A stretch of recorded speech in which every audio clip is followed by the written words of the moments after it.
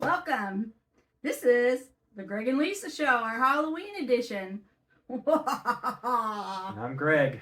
And I'm Lisa, or also known as Dr. So You Know today. And I am wearing what I had around the house, but let's take this elephant head off because aside from being Greg, I also can't see in that thing. So I'll just take that off.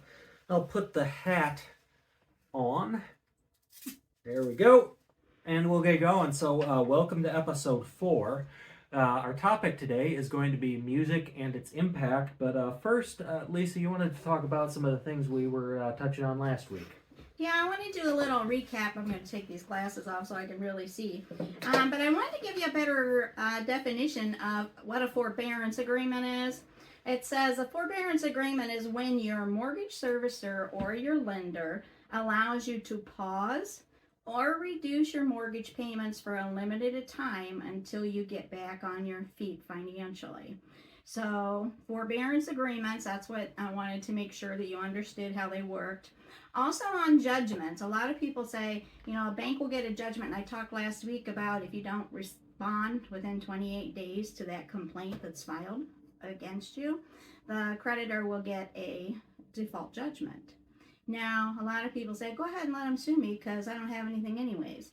But anyways, on a collector's side, I looked at it as you're eventually going to own something. And so eventually, I'm going to get paid something. So I don't want you to have that mentality because the judgments can be revived. And in Ohio, the statute of limitations I looked up today is 15 years.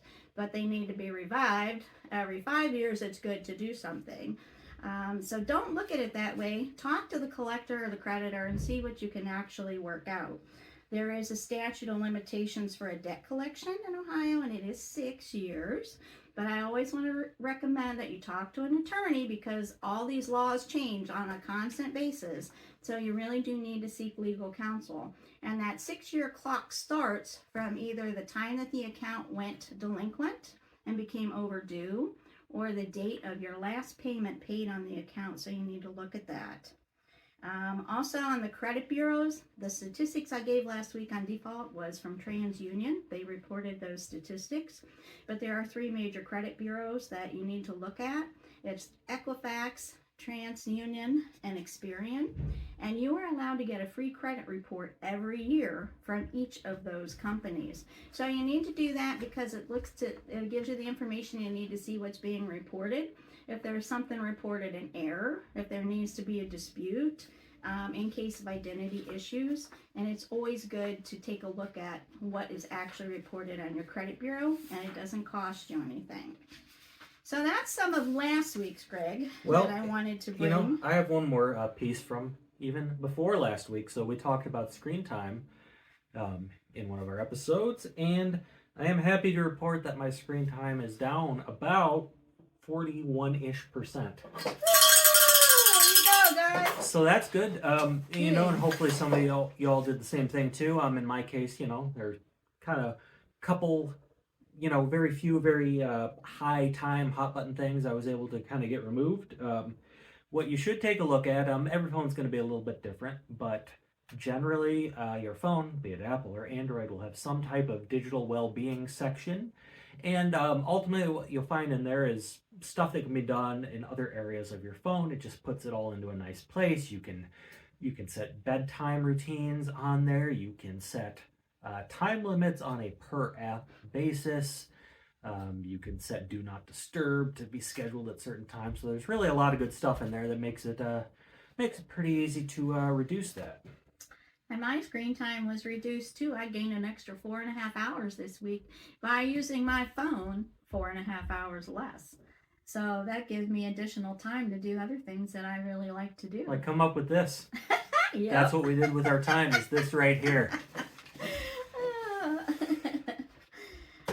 So our topic today, Greg, is? Music and its impact. That sounds like a good topic to me. I'm sure we're going to have lots of discussion on that. Yeah, we always for these shows make an outline of a few things.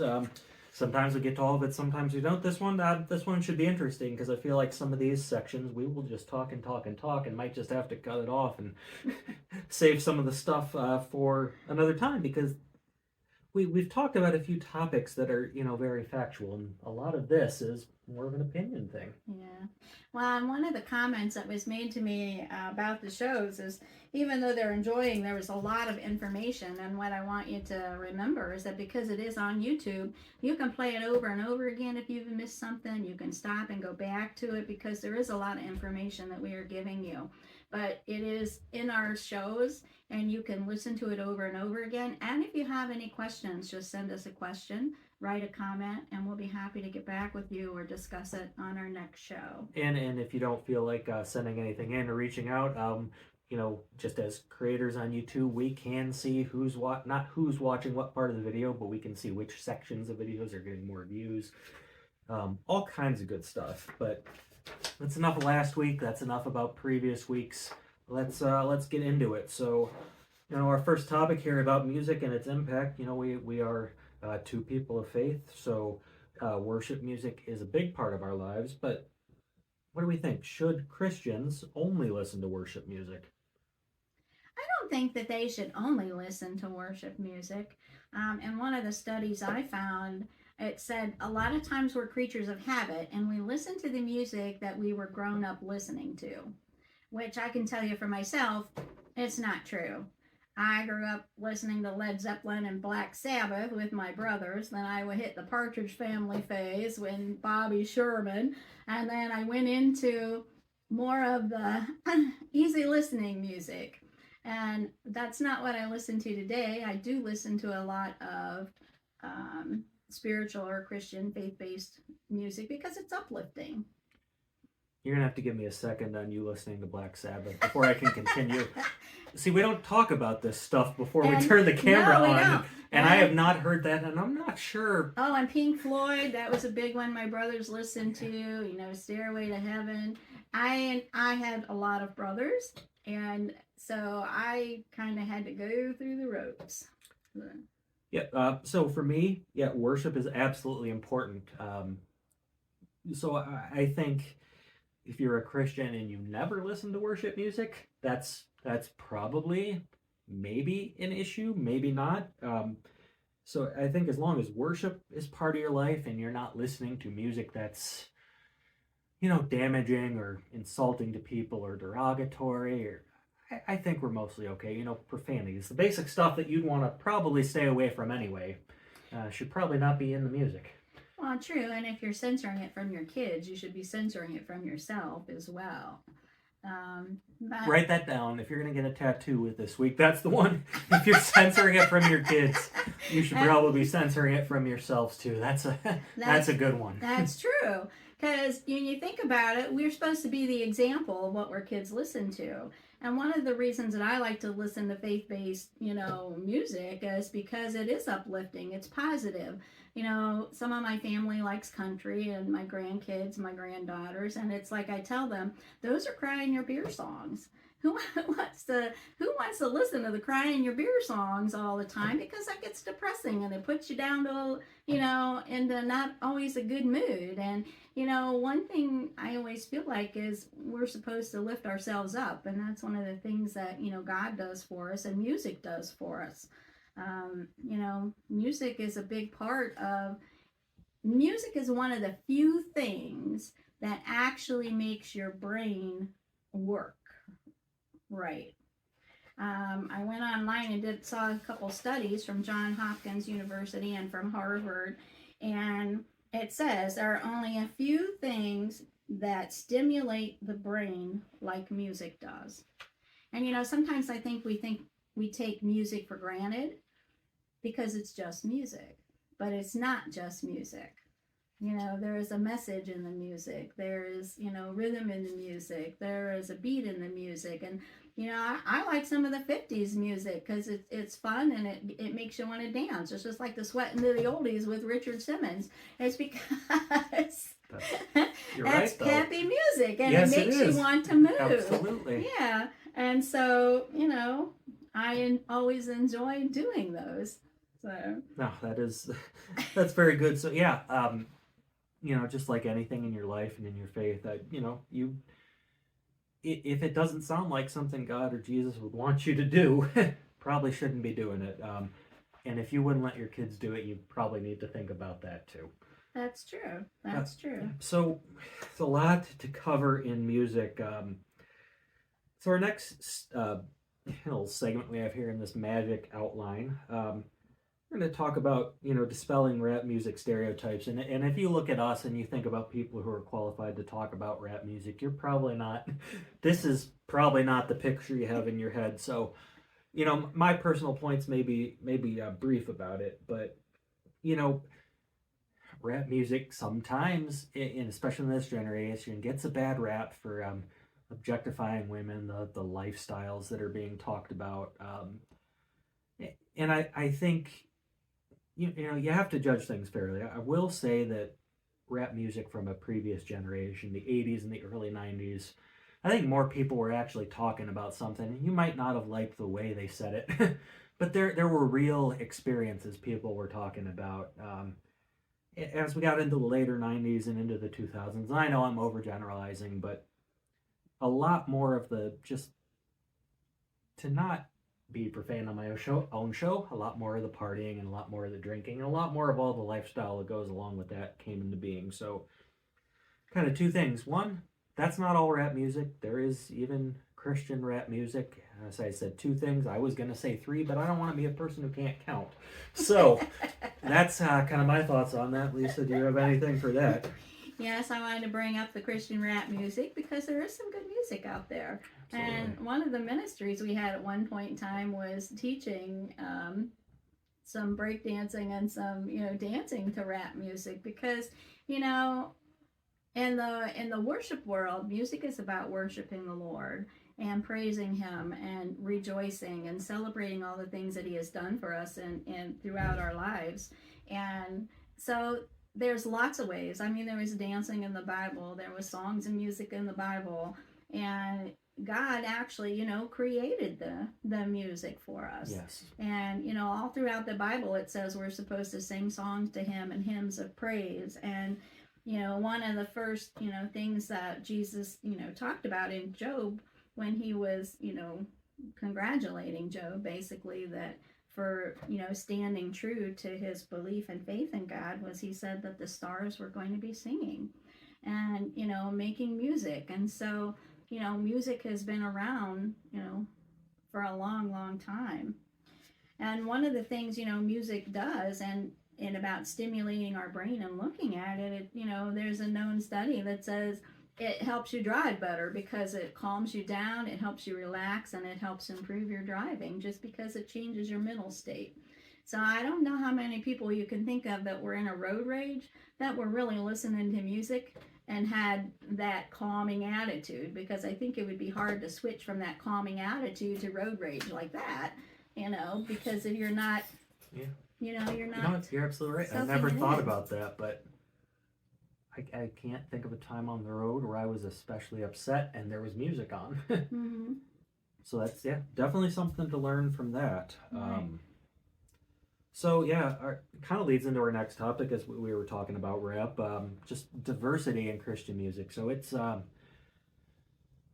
people go to churches, and when you go to a church in, North America in the past decade or so, you hear a lot of the, in most churches, once again, overgeneralizing, but you hear kind of one or two things. One, just, the old hymns, which are great, or you hear kind of this 2000s pop rock kind of thing. But there is more than that. So, if you, I would say to anybody, if you find yourself going to a service and not liking what you hear, there is plenty out there.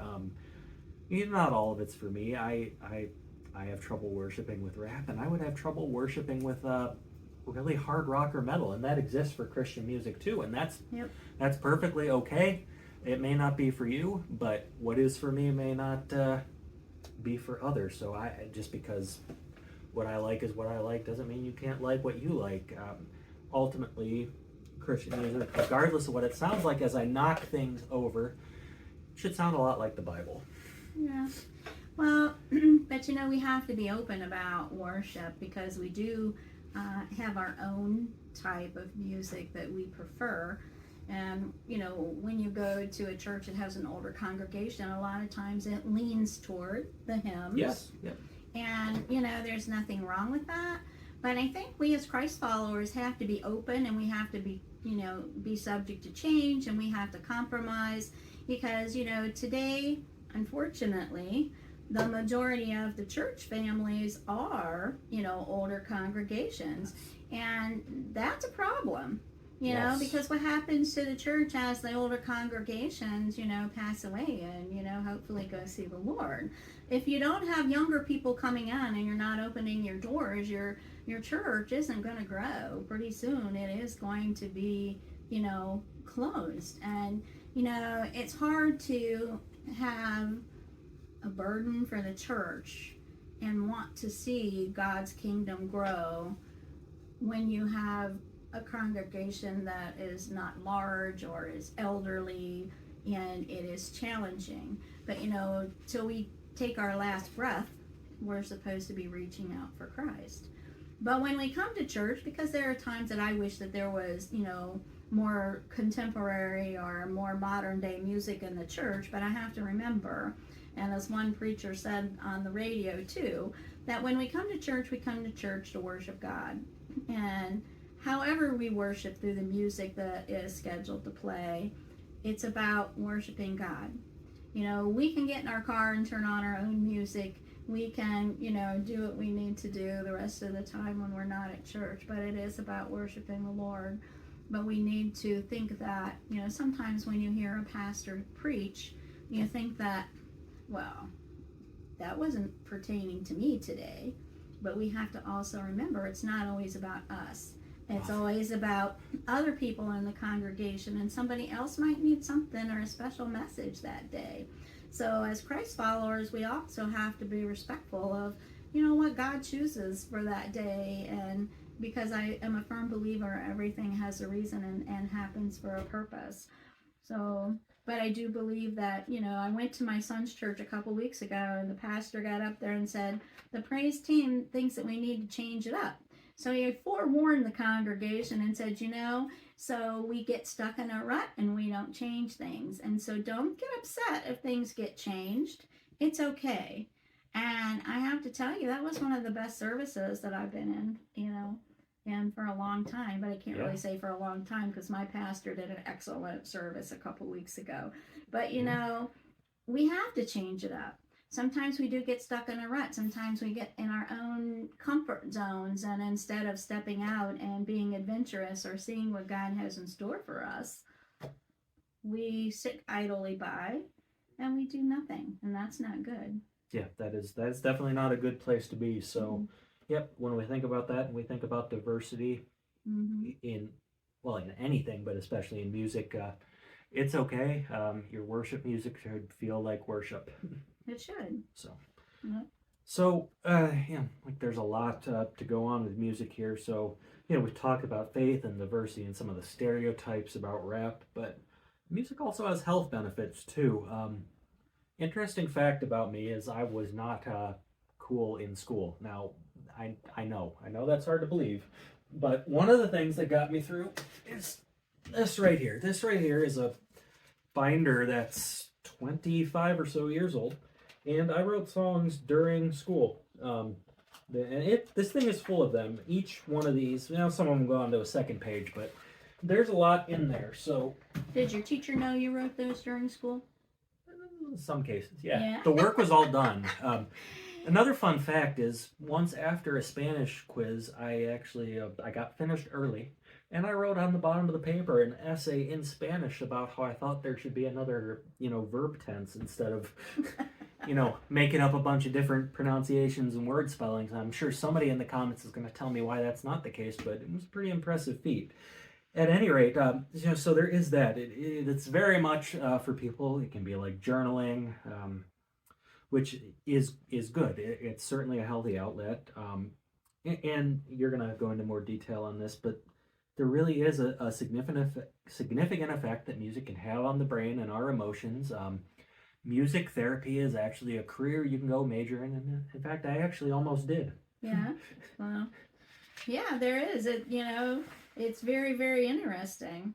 One of the other things that music does is it reduces anxiety. And some of these things that were in the studies that John Hopkins had and Harvard University showed was that, it does.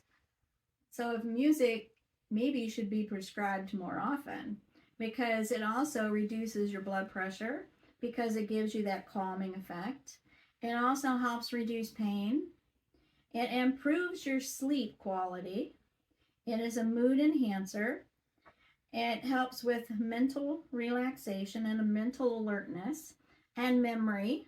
And one of the things about memory is, when you hear a song, it brings back a memory that, was important with that song. It reduces depression. It lowers stress. It makes you happier. And it alleviates moods while driving. So there's a lot impact on music when you think about it. I mean, we don't think about it. We enjoy it because we like it. We like to dance. We like to move. We like to sing. God gave you those words and helped you use those, as a calming effect. And it is like journaling. But, it's one of those things that maybe we should turn the radio on more often instead of popping a pill. Maybe we should move more and move our feet and dance a little more and be happier and let that music, enhance our lives. One of the things I like to do when the kids are in the radio is to turn the music on. Now, my grandkids, they've introduced me to various bands. Did you say when the kids are in the radio? You Uh-huh, must have meant the car. I did. My children, her grandchildren, are not being put inside of a radio. Don't call the authorities. That's not what we mean at all. Yeah, but while I was on the road this weekend in the west side of the state, there was this huge boom box. Oh yeah. Like on a trailer bed. Okay, yeah. And I wished I would have stopped and take a picture of it, but all the kids would have fit in that boom box. Let me tell you. Yeah, there are some cool displays like that, and it doesn't surprise me that we would find something like that in Northeast Ohio because we have a lot of really odd, really cool, but seemingly really random things in places up here. It really is. But you need to think about it because one of the things it says about stimulating your brain in music, it says to listen to what your kids listen to. And it says to do that because when you listen to music that you're not used to listening to, it stimulates your brain and your brain has to almost like recodify itself to picks up what, the new tune is and the new beat is. So that's one of the things it says to do is to listen to other types of music than what you're really used to using. So all that song about and I'm trying to choose my words carefully so I don't violate any kind of copyright on the air here, but that song about an infant shark, that was good for my brain. Yes, and what did that infant shark do? It gave us what? Earworms, or what is it? Earworm. Earworms, and you sing that song over and over and over again. It struck me when you said that because once again, in the interest of not violating copyright, I'm not going to read what's behind me. But as I look behind me at all these, most of this is concert posters. This is stuff I was always growing up listening to for the most part. So there is definitely some good advice.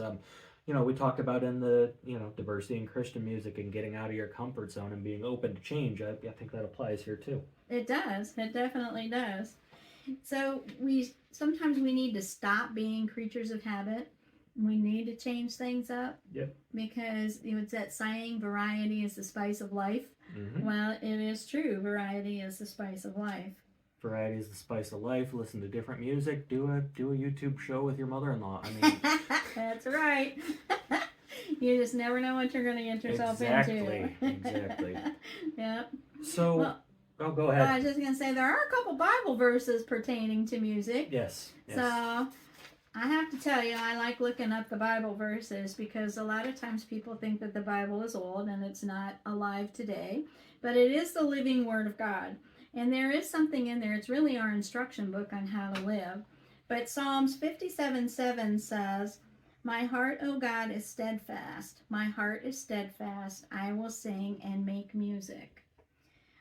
Psalms 95, 1 and 2 says, Come, let us sing for joy to the Lord.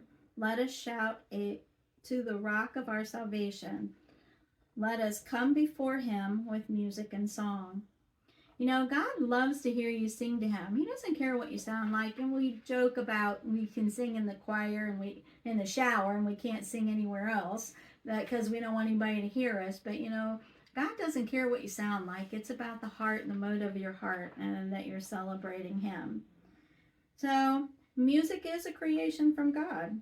And, you know, there's a popular quote by Hans Christian Andersen that says, where words fail, music speaks.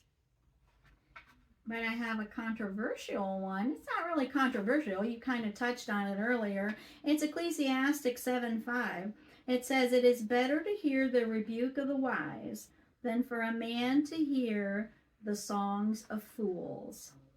Well, yeah, that kind of goes right along with Yes. absolutely everything we were talking about. It is. Yeah, you know, you're not, you know, like we said earlier, not everything you listen to has to be worship music, but Right. you know, the red flags are there, and that's different for everybody. And there's not a single rule I can give you. I mean, there are certain things we should all stay away from, but you know, we're all triggered by different things. We've all been affected by different things. Different things hit us all differently.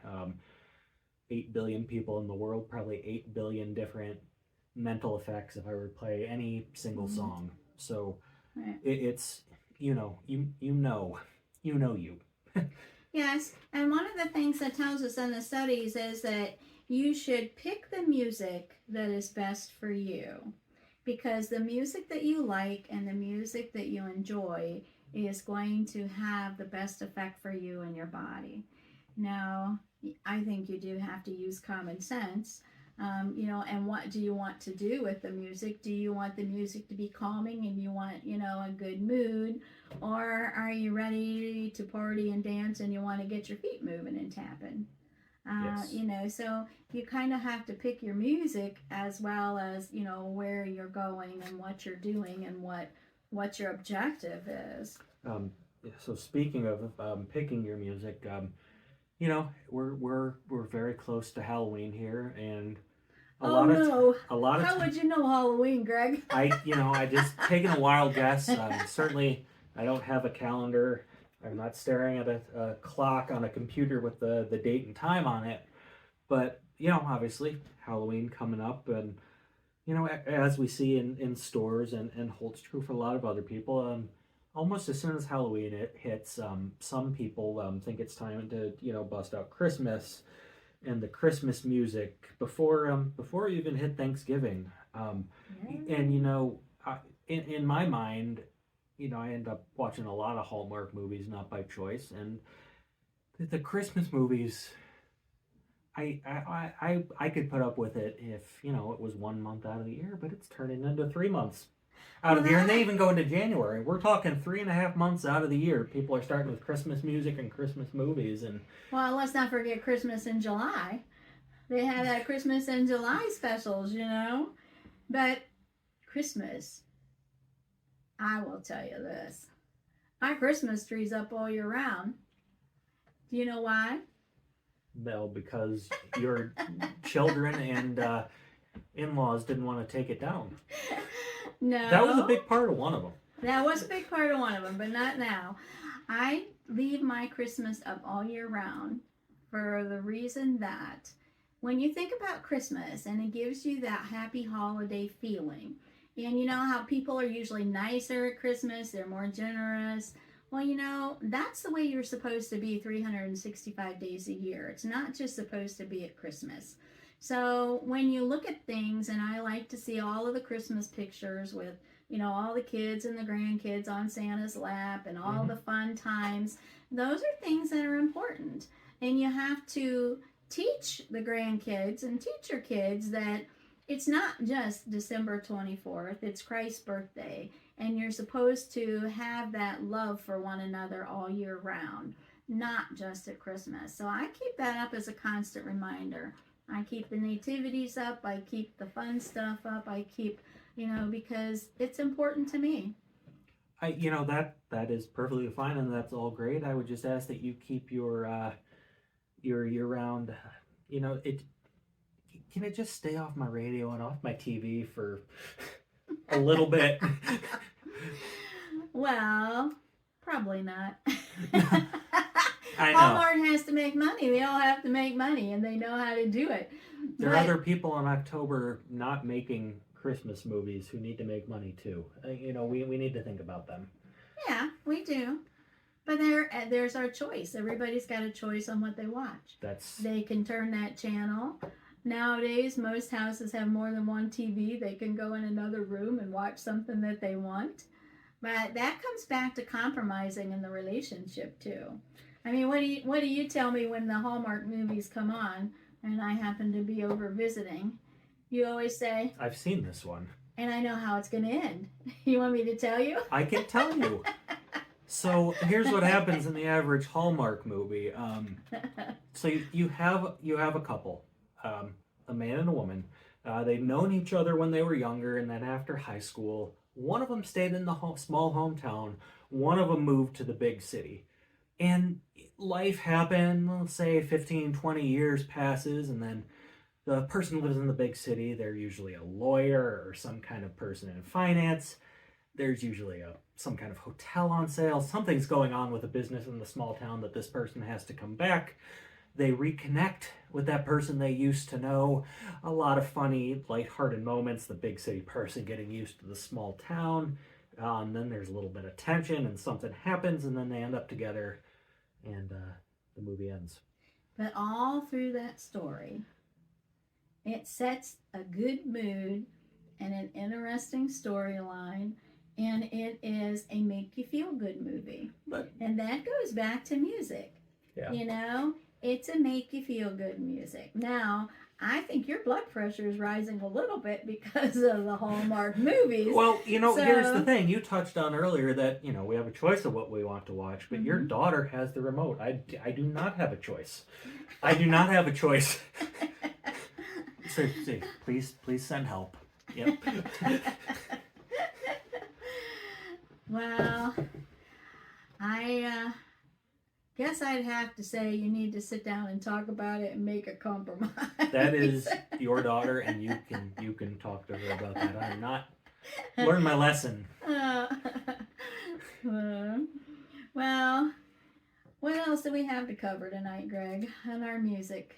That was really all we had. There is a lot in there, so if there's more you would like to know about or like to hear us talk about, drop something in the comments. We would certainly be glad to answer that. We are monitoring those things. We're taking a look at the email. And just the key takeaways from today's episode is music is important. To summarize it, music is important. It does have an impact. You don't just have to listen to one kind of music, but as people of faith, we know what kind of life we want to lead and what we should be doing. So it's like anything. You have to be an adult and use your best judgment. But that being said, music is extremely helpful. And, as we both agree on, it's always too early for Christmas music. That's a unanimous agreement on the cast. Well, I don't think that's unanimous. This is a 50-50 split on this topic. But Christmas music. That's what I'm saying. But, it's one of those things that it's okay. Yeah. It's okay if you like to listen to Christmas music in October. It's okay if you like to watch Christmas movies. It's not okay if you hog it. You do have to compromise and you do have to share, just like anything else in relationships. You have to build that, time, because I know, if there's something that I don't like to watch, sometimes you tough it up and you watch it when the grandkids come and they want to watch something, and I don't really want to watch it, but I watch it because I love them and I like to watch their reactions when they watch a movie or listen to their comments. And I think the same, goes for music. And you touched on it when you talked about writing the songs when you were in school. Sure. There's stories usually a story behind every song that is written. It's impacted somebody some way, somehow, and it's a part of their life. And your music is a part of your life, Yep. and you're very musical, and you play Mhm. various instruments, and you've done a CD, and you've written songs, and God blessed me with a song. And I remember I was so excited. I was driving on the way home, and I called Jennifer. Oops. I called her again. I'm not supposed to say names. It's been done once on the show, and we didn't edit it out, so at this point. Yeah. But I called her, and I started singing the song to both my kids, and they said, "Oh, that's good, and somebody else said, "I didn't know you could write a song," and I said, "Well, I didn't either," but God gives us things at different times in our lives to help us and to get us through. Yes. Whether it be a Yes, song, whether it be a poem, whether it be a story, whether it be journaling, whether it be reading the Bible, He's always there to help get you through, and that's one of the main things. And, we're all sinners, and we fall short of the glory of God. There's nobody that's perfect, and we're all learning every single day. And that's the thing about growing and learning, and that's what we're here for, is to learn together, for you to teach us things, for us to teach you things, and to be able to move forward in life and to have a happier life than what a lot of times people have or have experienced. We all go through hard times. We experience a lot of things in our lives over the years, but that saying is, it's not all the burdens and all the weight you carry through life. It's how you carry it through life. And I would much rather carry everything I've gone through in life with God than without God. And I love my music. I am a very musical person. And I always, thought I should be a dancer, but I don't have the beat. But I just love to move to music, and I love songs. And I know that God loves them and loves us to want to love them and to share Him and to show Him and to praise Him and to worship Him. Yep. We're almost at the end here. There's one thing I want to say before we kind of do the wrap up, and you touched on compromise, and I don't mind saying that we're sitting in the basement of my house, and there's other people who can maybe hear this, so I just want to say, you have to compromise on the Hallmark movies. So, and with that, this has been episode 4 of the Greg and Leisa Show. Once again, we're on YouTube, Facebook. You can reach us at the Greg and Leisa Show at gmail.com. That's pretty much it. Yeah, that's Leisa with an E, not Lisa with an I. It's Leisa. That's Lisa. That's me. And I tell you that because if you have other topics you want to learn about, go to listenandlearnwithlisa.com. There's a lot of topics out there that I have put posts on and information from starting businesses to real estate. And we are going to cover a lot of those topics. Yep. But we also have the Greg and Leisa Show at gmail.com so that you can send us questions or topic suggestions. And if you do put a comment on, we will try to always respond to your comments or respond to your emails, because we want you to be part of our YouTube family. Absolutely. You never know what we're going to do, obviously, if you see that Dr. is in. And a guy who's wearing a race car outfit and had an elephant head on. So that's it. See you next week. Last thing I'm going to do is I'm going to take my hat. I'm going to try to land it on the microphone and really laugh when I knock the camera over. And don't worry, folks. My phone is in a case. Let's see what happens. If it falls over, I'm keeping it in. Have a good week. I completely missed. Have a good week.